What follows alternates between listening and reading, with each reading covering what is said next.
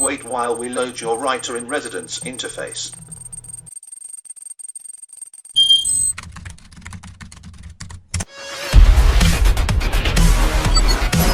Welcome, Storm Universe. Hello. Huh? Oh. Meet my friend,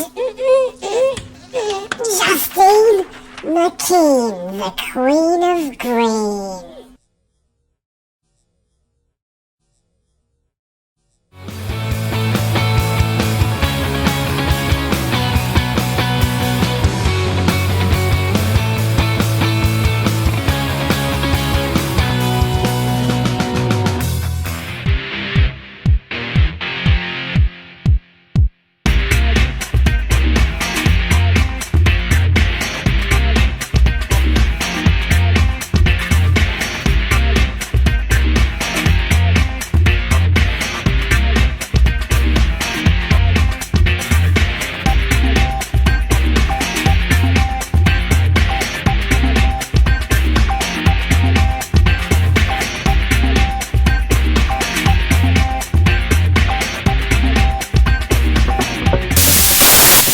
My name is Ty Sanders. I'm 14 years old. I live in a colony on Mars. And oh yeah, I'm in a wheelchair. Things are getting scary. Oxygen levels are dropping. There's strange creatures outside the dome. And the only hope to save everyone on the planet is me. And a robot I control with my brain. This is my reality. But why me? What are they not telling me?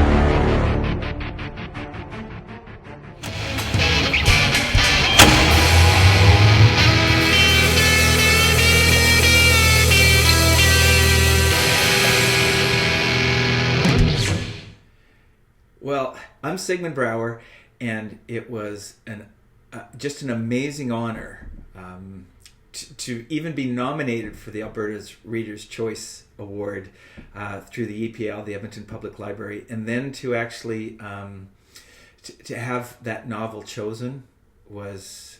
Can you tell I'm at loss for words? Thief of Glory was 120,000 words of story, and I just can't find the way to say thanks enough. It was a great honor to be part of it. And I thought I would just have a book club chat with you if you're interested. With you, I wish I could be with you in person at a book club meeting, sipping on coffee with my nifty little Scrabble cup. See, it's like we're hanging around, having a cup of coffee. And I thought I'd start by explaining my backdrop, just in case it's a little bit of a distraction and you're wondering why it's there. Rock and roll literacy. I'll get my head out of the way. Story is everything, which I know does emerge from the story Thief of Glory. Rock and roll literacy is something that I take into schools across Canada and the United States, and I am not trying to help kids be better readers and writers. Well, yes I am, but I'm going in through the back door. Story is the engine. Story's wired into our DNA. Story. Humans we're wired. Our DNA is wired for story. Right. It's why we love watching movies. We love listening to stories. Reading and writing is just a delivery system for story. We try to hook them with the story. Every kid in the gym's hooked. They want to know why. The story will hook them, and reading or writing will take care of itself. If I'm in the gym with 400 kids and I start telling stories or playing music, because I have this little theory, great songs are like great stories. They make you feel something. We won't need the light when it's burning low. Only miss the sun when it starts to snow. Only know you love her when you let it go. I spend as much time trying to use story as an engine to motivate kids to read and write, knowing that the more they read and write story, the better they'll get with their reading and writing. So you can see that the book covers, Thunderbird Spirit, Justine McKean, Queen of Green, and Timberwolf Rivals and Rebel Glory are probably not stories that would interest you and your book club. I just go into it and approach with rule number 1, who's your audience? Rule number 2, grab their emotions. With story, and when I write for younger readers, I try to get different emotions through those stories, which explains the covers behind me. But here for Thief of Glory, as the book trailer shows you, it's not trying to be funny, silly, goofy like Timberwolf Rivals or Justine McKean, Queen of Green. And I thought, if you don't mind, I'll just play the book trailer right here. For 71 years, I have kept a secret. Not even my daughter knew of my time in a prison camp during the Second World War. For such is the power of shame. There was no way for anyone to make it through that experience and stay unchanged. Not if they're human. I was 10 years old when the Japanese stormed into our home in the Dutch East Indies. Our life of a privileged Dutch family disintegrated when we were herded off to a Japan camp. I knew beyond a doubt then that if my family was to survive, it was up to me. Boyhood games of marbles would be my currency and the means of my family's survival. My family was desperate and their needs a burden I thought I could carry. Until I did things I had to. The past is haunting. We can never forget. The future is unfolding before me, and this I know.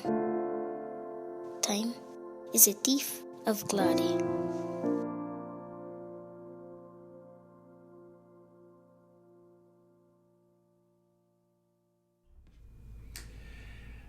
One of the questions asked about Thief of Glory is, what's one of my favorite passages? And I just can't bring myself to read, because to me it seems a little pompous to be reading one of my quotes and saying, hey, this is my favorite. But I thought I'd discuss where I got the title. It's from a song called Walking Over the Water by Matt Kearney. And in the chorus, I heard the phrase thief of glory. And this just stuck in my mind. And the song is so powerful to me. It's about a daddy and a daughter. And Thief of Glory was there. And I kind of reverse engineered it. I so badly wanted that as a title. And as I was writing the story, I did want to show that the greatest things that we build up in life are things we're going to lose because of our mortality. And that led to the phrase, time is a thief of glory for us. And I think that would be my favorite quote, only because the story started with that title in mind, and I wanted the story to lead to sharing that we all know that time is a thief of glory. And I thought I'd just give you a clip right now from the chorus. I raised my glass toward heaven on that night that she was born. Praised your name, gave you thanks, and I bought the house around. She came like a thief of glory, stole my pain and gave me life. Those tears I thought were long, long gone fell like rivers from my eyes. She came like a thief of glory, stole my pain and gave me life. These tears I thought were long, long gone fell like rivers from my eyes. Thief of Glory, the title, was inspired by that song, and it was also inspired by my father's boyhood in a concentration camp. So it is a daddy-son story, but Thief of Glory is also about a daddy who wants to make sure that he reconciles with his daughters, and that's another reason that song had so much meaning to me and why I want to use the title, because Thief of Glory was inspired by my daughters, and as you can guess, those were my daughters that we just saw.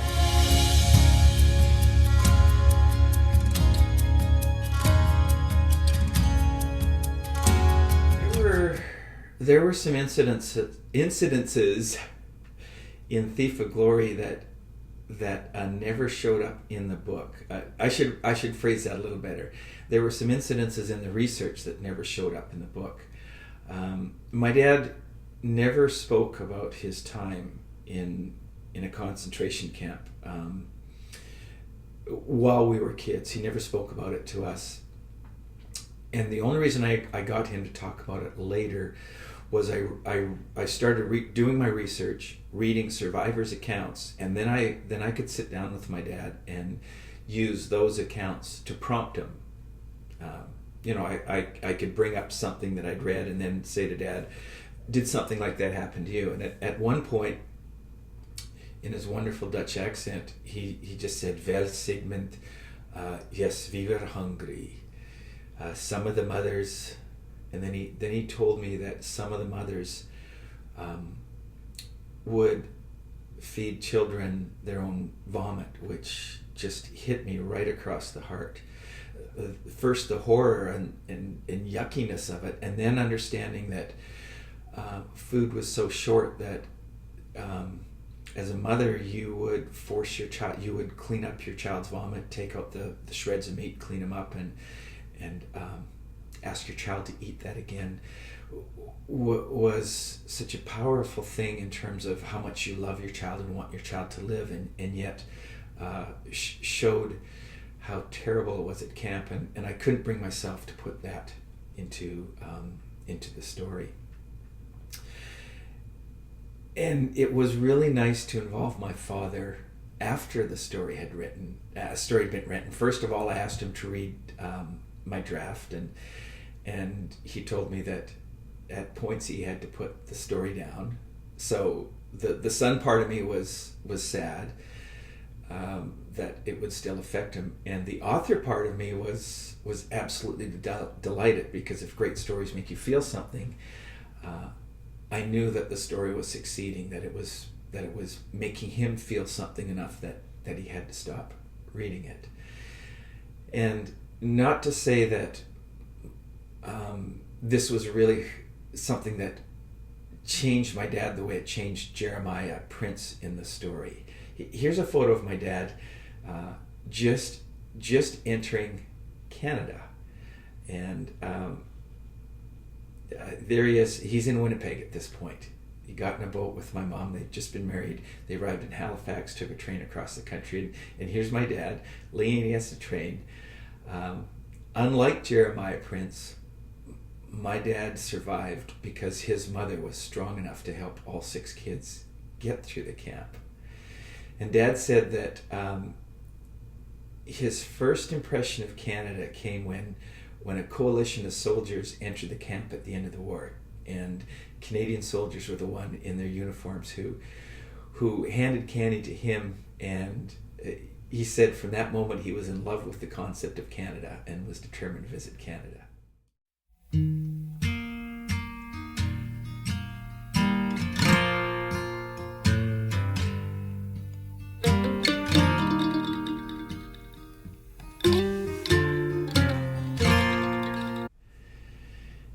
It was really fun sitting down with my dad and forcing him, twisting his arm as I told him, to play the role of Jeremiah Prince in the book trailer. I could tell he did not want to do it. I had to play the I'm your son card, you need to help me with this.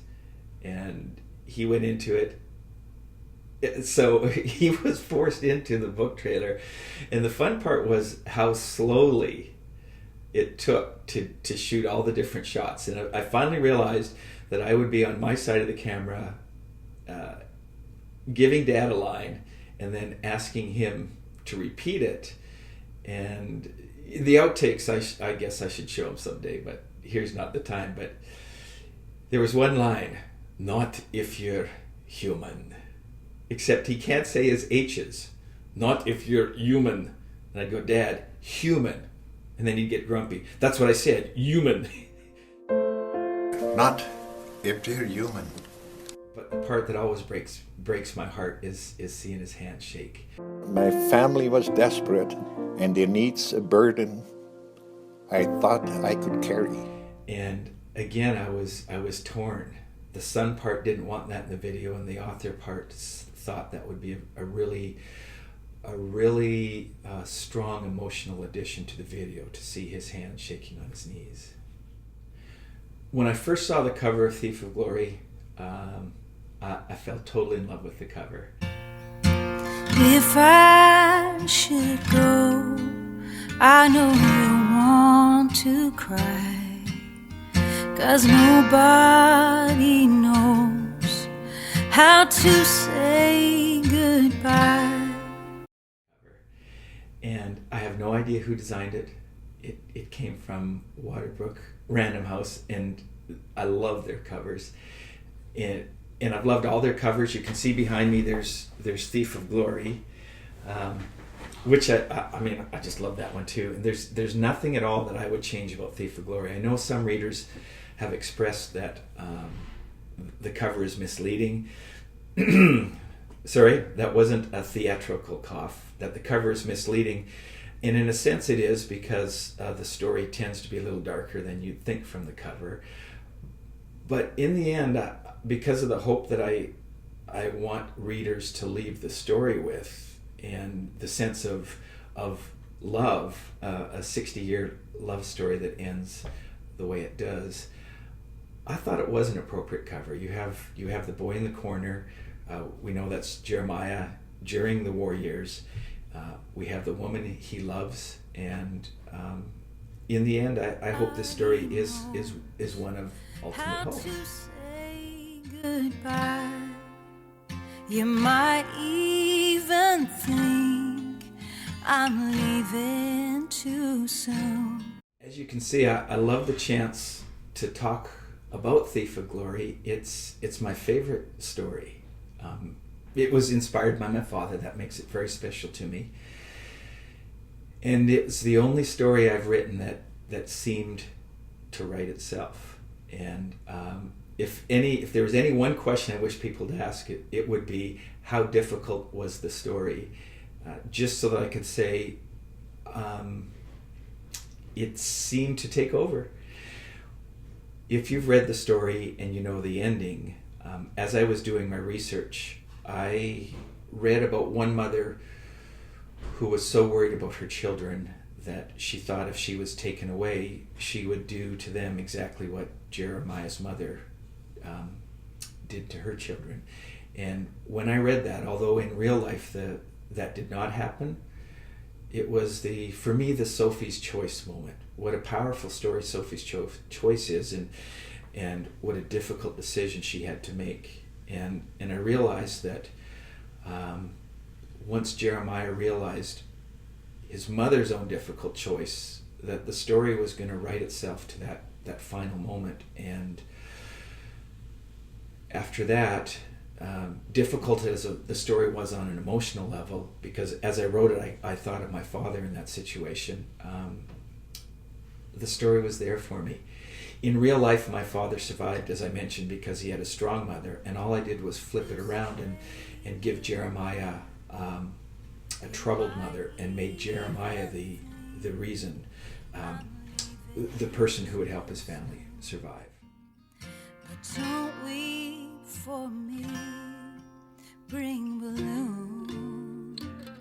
How Could I Ask for More is a book of collected stories, and along with that book is an album called Bows and Arrows, and in Bows and Arrows is just a beautiful song called Bring Balloons. And in Bring Balloons is about celebrating someone's life. In Thief of Glory, the central point is that time is a thief of glory, and our deaths take away everything that's valuable to us unless we have a greater hope.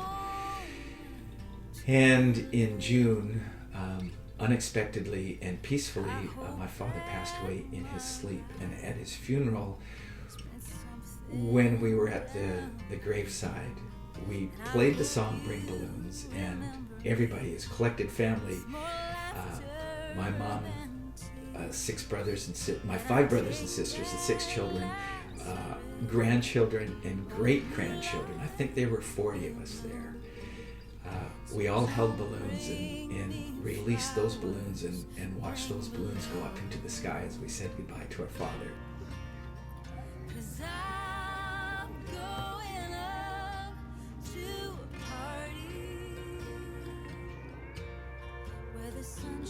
So, Bring Balloons is a beautiful song, and I thought I'd introduce you to How Could I Ask for More, the book that has that story in it.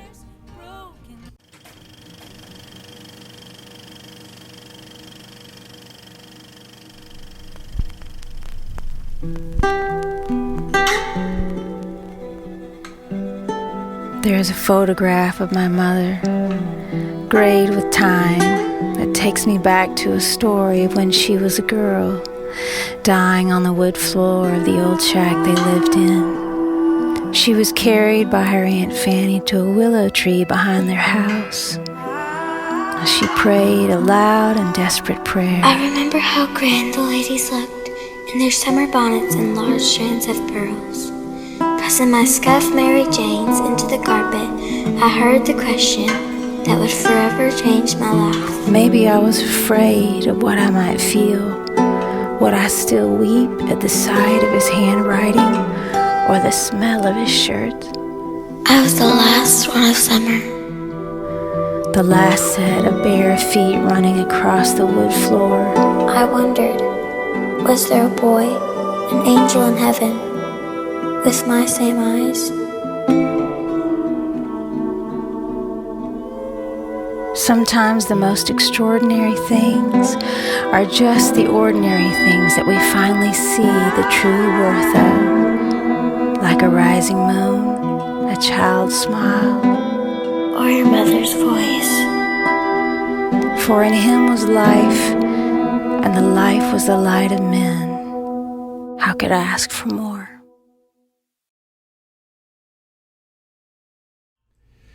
I've never thought of myself as an author who spends any time thinking about the metaphors that I would use in a book.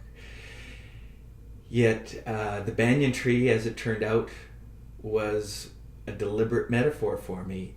It started by wondering where I should begin the story, and I realized it had to be that first moment where Jeremiah has that crush, that overwhelming sense of romantic love, and we all know that does not necessarily lead to a real love that lasts forever. So I wasn't prepared to say I remember the moment I fell in love forever, but I think we all remember that first wonderful wow moment, and no matter what happens with that person for the rest of our lives, whether the relationship succeeds, I felt I was pretty safe to say that Jeremiah could comment on remembering that first moment. And as it turned out for him, that was the love that he would hold all his life. And as I wondered where they would first meet, I had to visualize a village in the Dutch East Indies, and I did a little research on the vegetation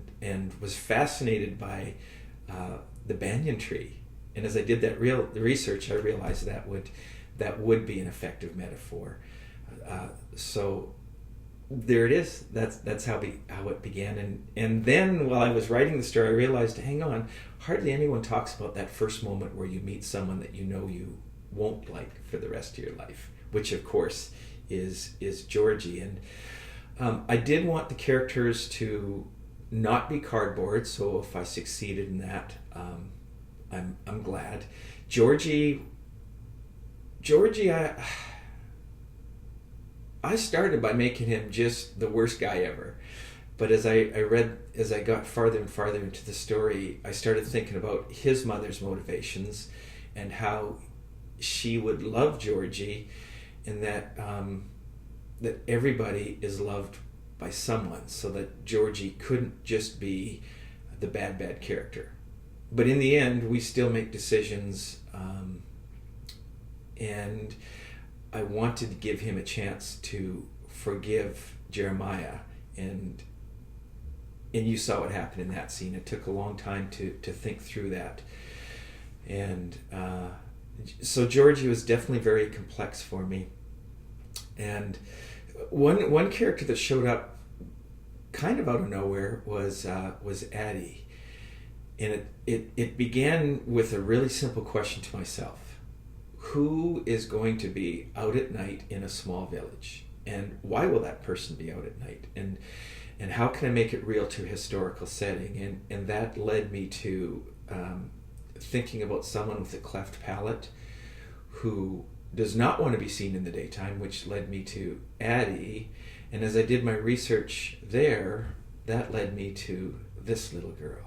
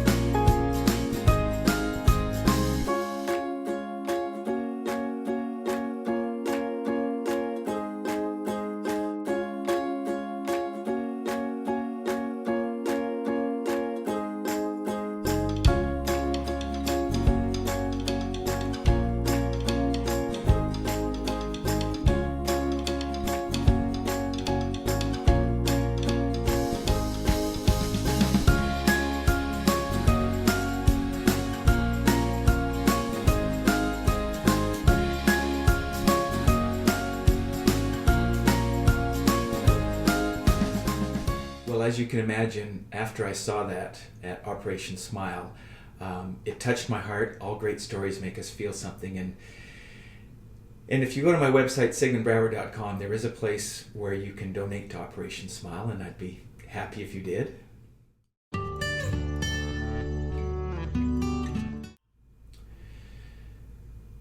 To finish, I don't think it's a surprise to me that I'll end up talking more about Georgie, because as the antagonist in the story, I did want to make him worth thinking about or reading about. And I'm not sure if it really was an accident that Georgie ended up in politics as an adult. And that may just be a reflection of how many of us are seeing politics these days. Whether it's accurate to believe the worst of what's happening in politics, the polarization that we're seeing today, and our distrust of politicians made it an easy target to send Georgie to Washington.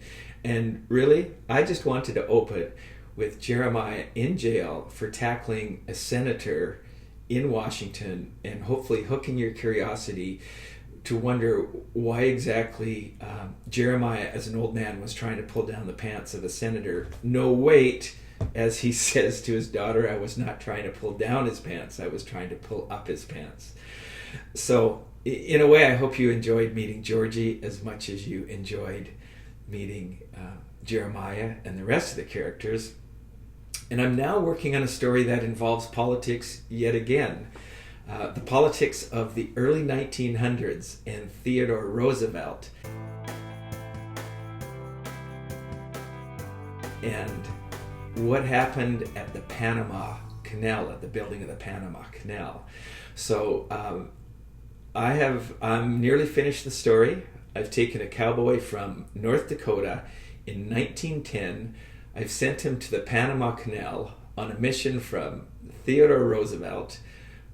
They met as during Theodore's time in Cuba, when Theodore was leading the Rough Riders.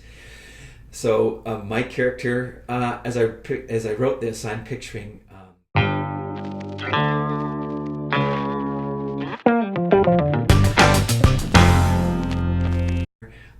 I pictured James Garner. If you remember him in Maverick, I pictured James Garner in Panama, reluctantly there. You'll discover why in the story. And his goal is to get there, sit in on one meeting, get on a ship, and head home to his daughter. But unfortunately for my main character, as he's sitting in the office waiting to talk to an administrator, there's a girl beside him. She's 10 years old. Her name is Sapphire, and he gets dragged into rescuing Sapphire, unaware that she is actually going to rescue him. He gets dragged into Panamanian revolutionary politics, and in the end has to choose between the woman he loves or justice.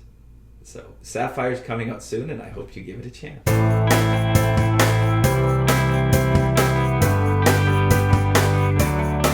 Well, thanks so much for a chance to have this conversation about Thief of Glory. Don't weep for me, bring balloons.